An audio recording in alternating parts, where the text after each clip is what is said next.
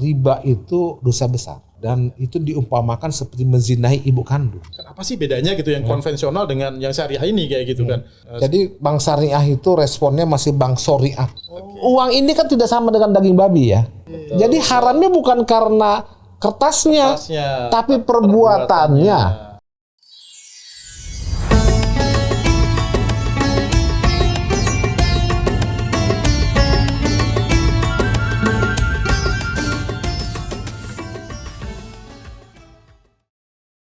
Nah, begini Bu ya. Dari apa yang ada di bank syariah itu tadi, konsep-konsep itu tadi, dari masyarakat kita itu udah banyak yang mengetahui belum sih Bu ya kayak gitu? Belum banyak dan banyak kan, yang ketakutan. Iya, karena menurut saya gini, kenapa tadi di awal saya coba klarifikasi dan menanyakan apa sih bedanya gitu yang konvensional dengan yang syariah ini kayak gitu kan? Jadi ketika masyarakat kita tahu, oh ternyata fungsinya dari bank syariah, misalnya kayak tadi orang yang mungkin kekurangan, mereka mau buat modal, usaha dan segala macamnya ternyata didahulukan atau apa dan bisa dilakukan di sana, kan itu akan lebih memudahkan dari masyarakat kita juga kayak gitu kan. Dan dari mungkin juga bisa meningkatkan dari sisi perekonomian kita. Iya kan? Jadi bank syariah itu responnya masih bank syariah. Bahasa ini benar bahasa baru ini bahasa jadi itu persoalannya gitu ya. Jadi orang Indonesia itu selalu takut dan tidak mau menerima hal yang baru. Itu penyakit orang kita. Kesannya sudah negatif dulu. Jadi kita tuh gitu, hal yang baru tuh selalu kita responnya negatif dulu.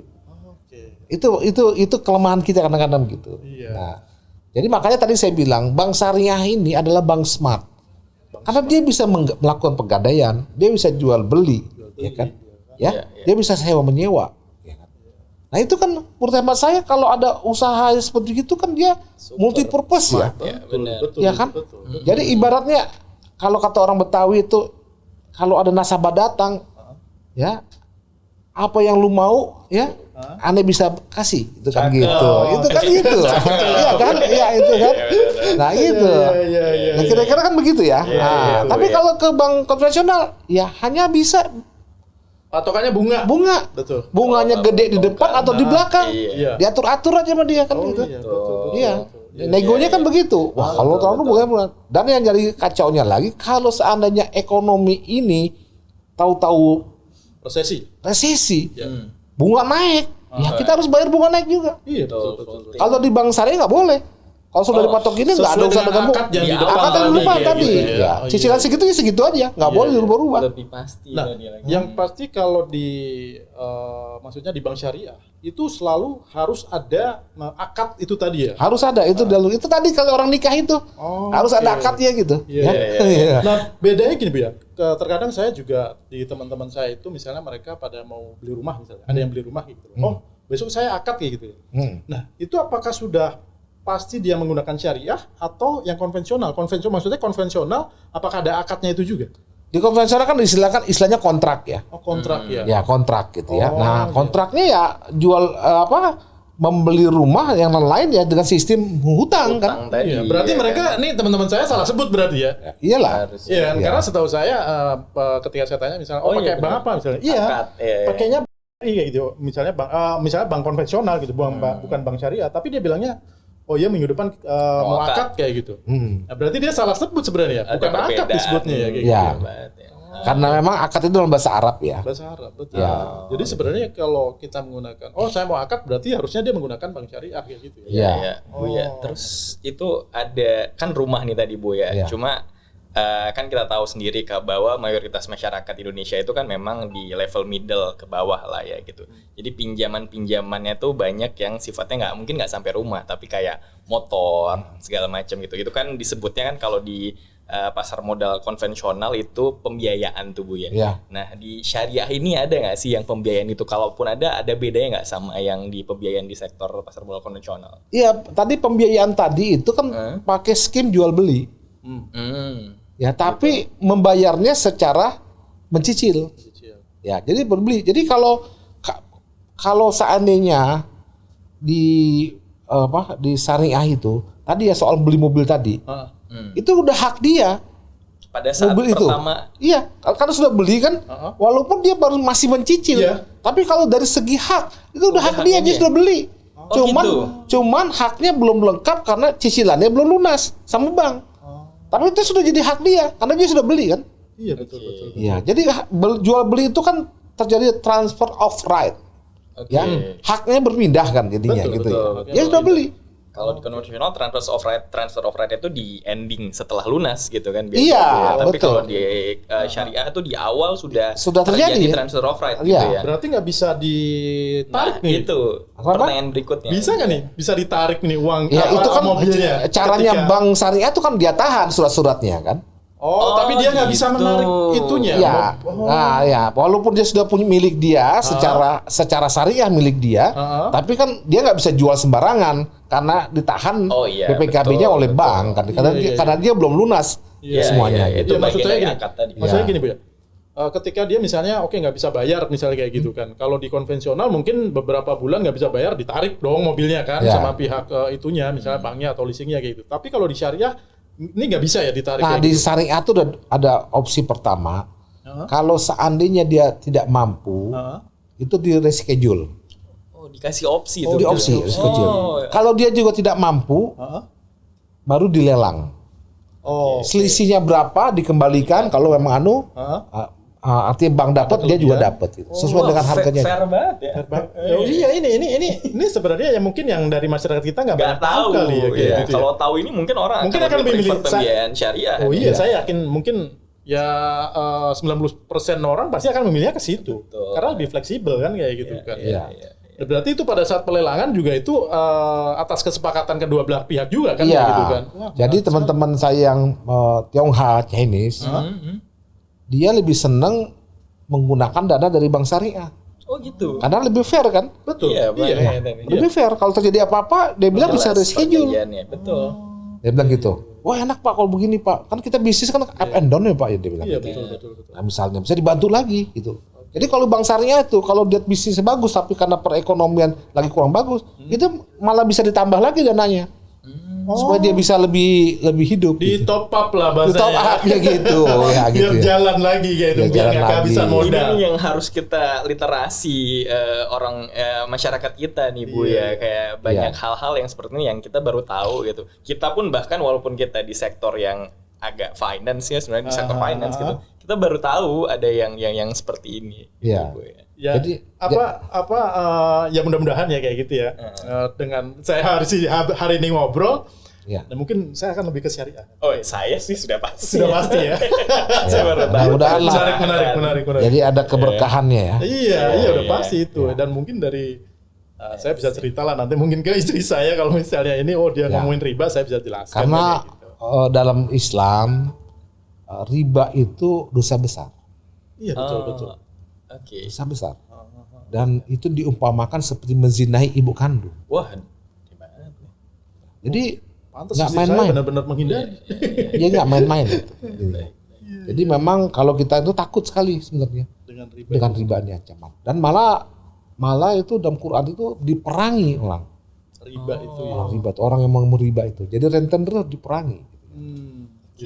Jadi levelnya kan kalau saya kan ngerti ada syariah, ada muamalah gitu Ustadz ya, Bu ya. Nah kalau muamalah ini kan kadang ada yang harus diterjemahkan lagi oleh ulama-ulama gitu. Nah tapi kalau riba ini walaupun dia bagian dari muamalah, clear di state di Quran ya Ustadz ya. Iya, Al-Quran. Jadi itulah makanya kita kesian kalau orang itu sampai ke perangkap dengan lintah darat atau dengan bank keliling. Oh iya. Dia itu di dunia diperas oleh lintah darat, karena lintah darat kan besar sekali bunganya. Di akhirat dia dianu juga oleh malaikat karena dia melakukan riba. Double ini ya? Double. double. Iya, gitu loh. Jadi kita kasihan sebenarnya. Iya. Apalagi sekarang pinjol banyak banget itu. Banyak sekali luar biasa. Iya.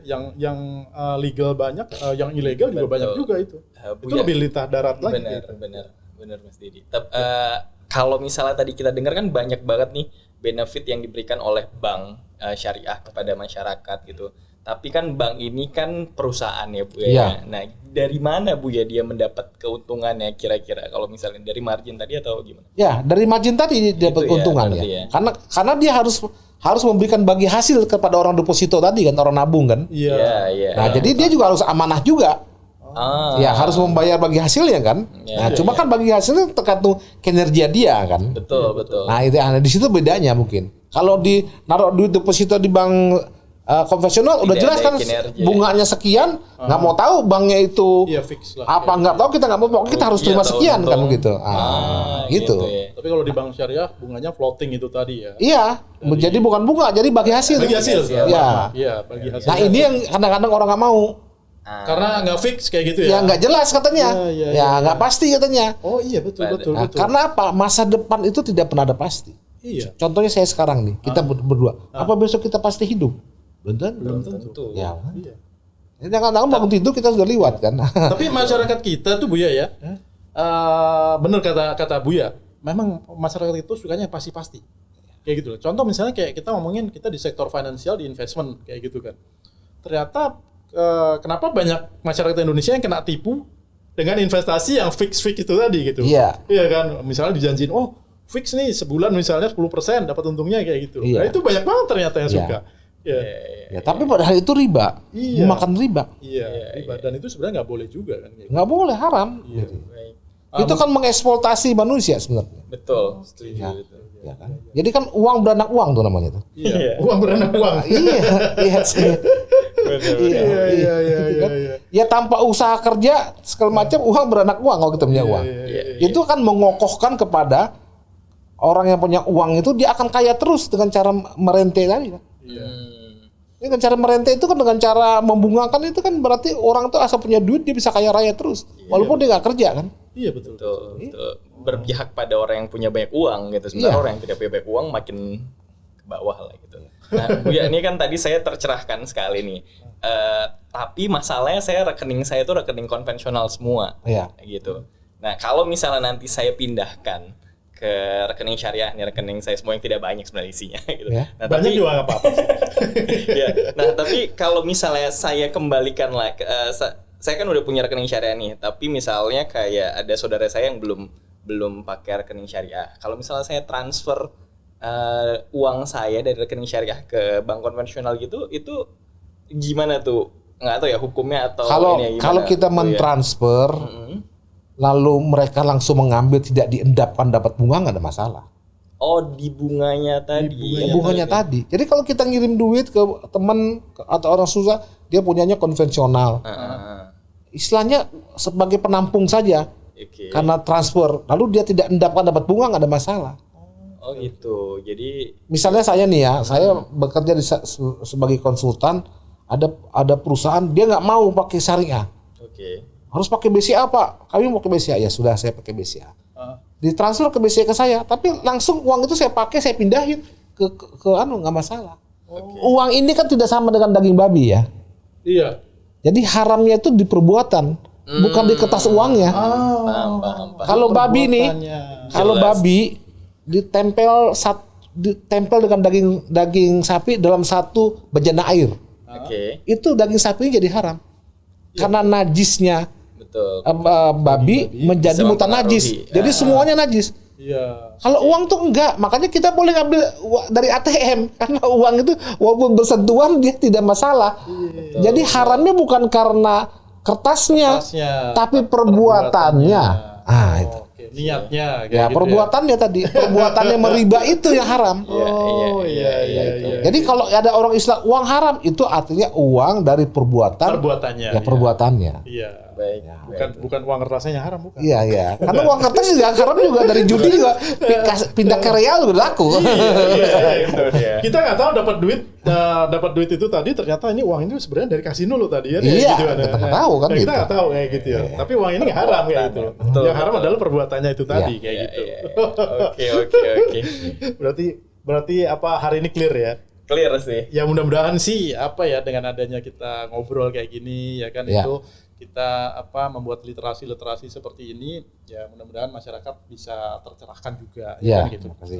Poinnya sih sebenarnya biar masyarakat kita itu aware, terus kemudian mereka memiliki knowledge juga apa bedanya itu tadi ya antara bank konvensional dengan bank syariah kayak gitu ya, sehingga mereka tahu. Nah mereka bisa memanfaatkan apa yang ada di dalam bank syariah itu tadi atau smart bank itu tadi ya kayak gitu ya. Yang mudah-mudahan tujuannya sebenarnya itu sih. Dan itu juga sebenarnya buat saya pribadi juga sih. Dan terima kasih juga Mas Jen juga sih. Jadi biar tercerahkan lah kayak gitu. Sama-sama. Terima kasih Bu ya. Mungkin obrolan kita hari ini nggak bisa lama-lama kayak gitu ya karena mungkin nanti next kita bisa ngobrol-ngobrol lagi boleh, Bu ya. Siap saja. Karena mungkin sebenarnya masih banyak sekali yang pengen saya tanya ini kayak gitu. Cuman waktunya kita terbatas, mungkin kita next bisa sambung lagi lah. Siap. Gitu. Dan terima kasih Buya Nadra sudah banyak memberikan informasi terkait dengan Bank Syariah itu tadi. Baik. Kita bisa ketemu di lain kesempatan. Terima kasih. Terima kasih. Terima kasih Buya. Ya, itu tadi kita ngobrol-ngobrolnya dengan Buya Nadra terkait dengan apa itu perbedaan bank konvensional dan bank syariah. Mudah-mudahan teman-teman semuanya dan masyarakat Indonesia bisa tercerahkan kayak gitu ya. Oke, mungkin kita bisa ketemu di lain kesempatan. Kita akan ngobrol banyak lagi terkait dengan konsep syariah itu sendiri. Ya, oke, mungkin itu aja. Terima kasih dan wassalamualaikum warahmatullahi wabarakatuh.